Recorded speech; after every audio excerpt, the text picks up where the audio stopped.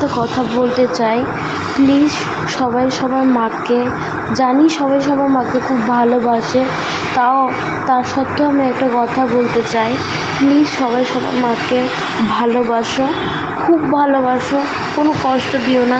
জানি আমি আমার নিজের মাকে অনেক সময় বেশিরভাগ হয়তো কষ্ট দিয়ে ফেলি, তার জন্য মার কাছে ক্ষমা চাইছি।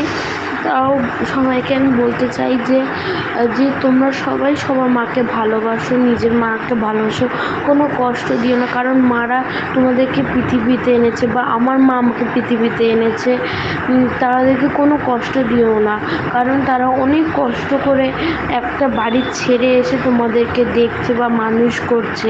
তাদেরকে খেলনা হিসেবে ছুঁড়ে ফেলে দিও না, বা কোথাও বৃদ্ধাশ্রমে দিয়ে এসো না। কারণ মারা শুধু জন্মই দেয় না, একটা প্রাণীর সৃষ্টি করে, যা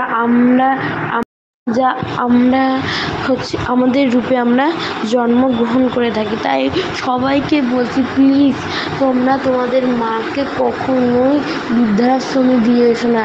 যদি না পারো তাও তোমরা নিজেদের কাছ থেকে নিজের মাকে সরিয়ে দিও না।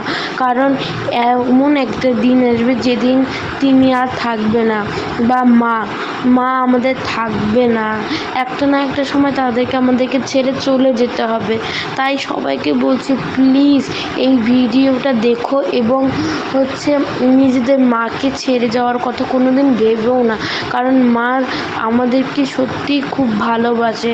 হয়তো বকাঝকা করে, মার দেয়, হয়তো খুব গালও দেয়, কারণ আমরা দুষ্টুমি করি বলে। তাই বলে তাকে ভুল বোঝো না, তাকে খুব ভালোবেসো। কারণ সে কিন্তু একবার চলে গেলে আর ফিরে আসবে না। তাই বলছি, সত্যি খুব ভালোবেসো।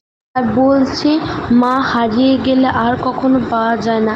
আজকে এই বুনোটার মা নেই, কতটা কষ্ট রেখেও বুকে চাপা দিয়ে সে গান করছে বা নাচ করছে, যেটাই করছে। তাই বলছি, যাদের নেই তারাই একমাত্র বোঝে। আমাদের হয়তো এখন আছে, তাই বলে তাকে অসম্মান করব, তার মুখে মুখে কথা বলবো।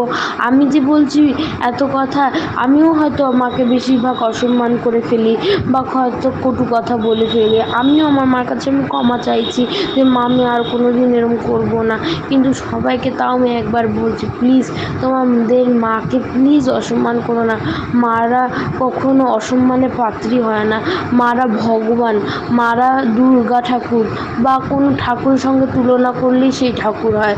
মারা হয় পার্বতী ঠাকুরের মতন। তাই বলছি, প্লিজ কেউ তোমাদের নিজেদের মাকে অসম্মান করো না, খুব খুব ভালোবেসো, আর কিছুই চাই না।